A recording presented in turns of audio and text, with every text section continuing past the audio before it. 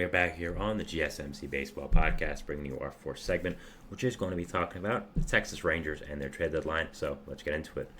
The Rangers are one of the most, I'd say, what's the word I'm looking for? Sorry, of course I have it in my mind when I'm trying to talk about it, and then when I actually have to say it, it goes away. But yeah, one of the biggest teams going into this trade deadline.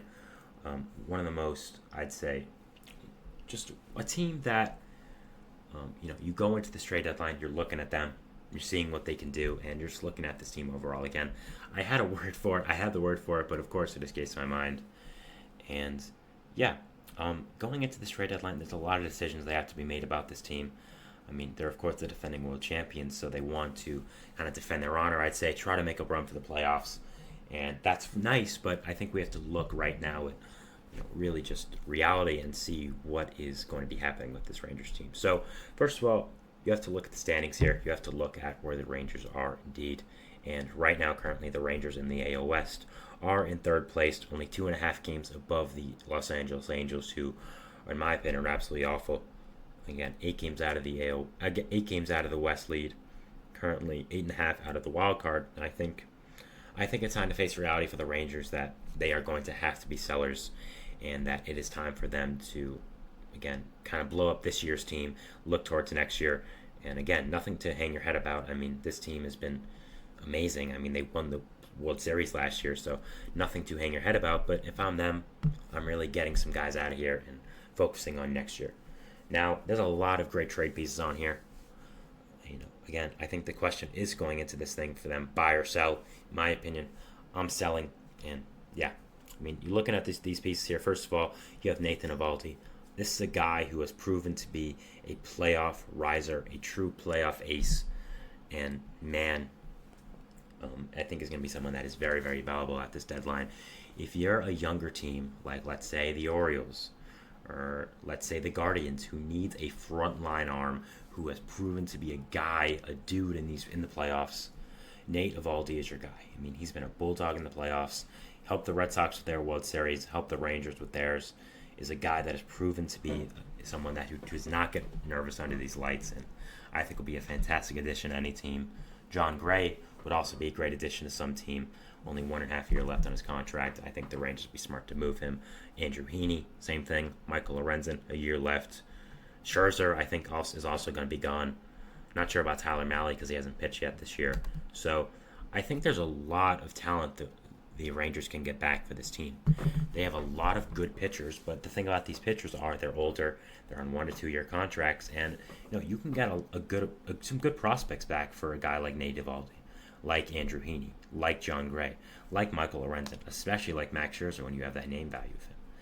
And yeah, I think that selling off these guys, looking towards the next years or so, seeing what you do for your rotation would be, would be a lot smarter. I mean, looking at next year, you have, of course, guys like Jacob deGrom. He's coming back. He'll be a big part of your rotation.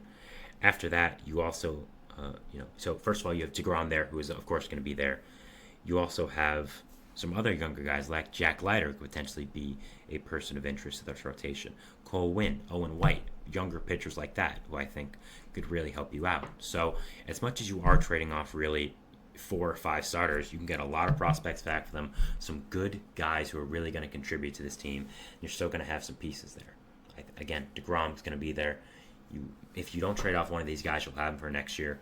I think you should, though. And you have some younger players coming up, like Brock Porter, like Cole Winn, Owen White, Jack Leiter. I don't know what's happening with Kumar Rocker, but hopefully he's still going to be an impact player. So a lot to like there about trading off guys. Bullpen, same thing. David Robertson, Kirby Yates. I think you get a ton back for those guys. I really think they could really end up getting some good prospect hauls back, getting a veteran lockdown reliever like Yates or Robertson, who've been very good this year. Both have been long playoff runs in the past as well.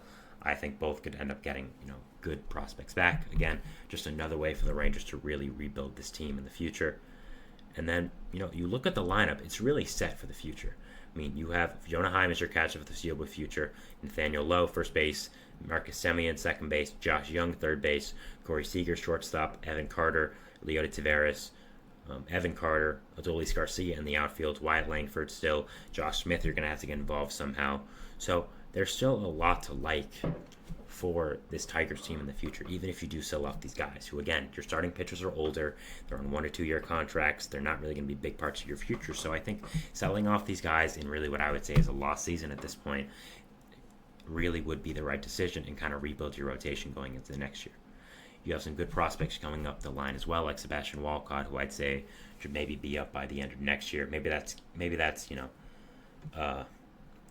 being a little generous, but I'm really high on him, and I think he'd be really good. So you may look at this Rangers team and say, okay, this is kind of a failure. I would disagree with that completely. I mean, they won the World Series last year. That's all you have to do.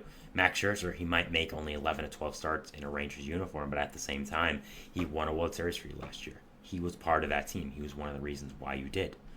Luis Angel Acuna, you traded, even though he might be a really good player for the Mets in the future. You won a World Series, which is all that matters. So I think right now, this year is for the Rangers to look towards the future more. And if I'm them, I'm trading off these guys like Nate Eovaldi, like John Gray, like Andrew Heaney, and Max Scherzer especially, because I don't think he's coming back next year. So if I'm a Rangers fan, that's what I'm doing. And yeah, I think that's really what the plan should be for this year. I do think you should sell. I just do not think there's a pathway for you to get into playoffs right now. Again, with how far you are back in that playoffs, and you got some reinforcements from the injured list. Wyatt Langford came back.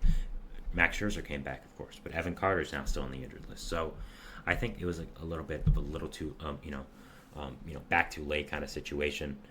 By the way, the word I was looking for in the start was polarizing. They're one of the most polarizing teams at this deadline.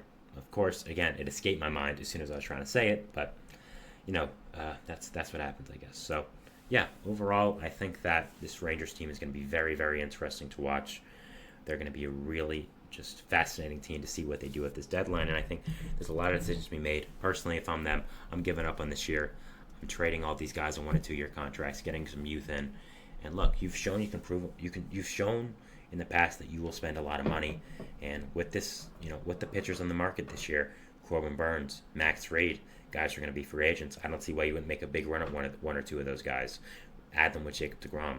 Add them with some of your young guys. Dane Dunning is a guy I forgot to mention as well. So still a lot to like for this Rangers team.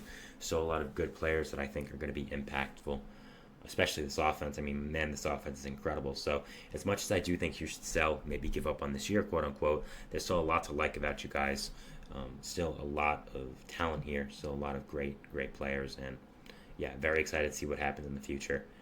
And very excited to see what direction the Rangers do go in for this deadline. Again, a very polarizing team. Won the World Series last year, of course. But it'll be very interesting to see what their decisions are for this year. So yeah, that is our fourth segment, talking about the Texas Rangers and their trade deadline.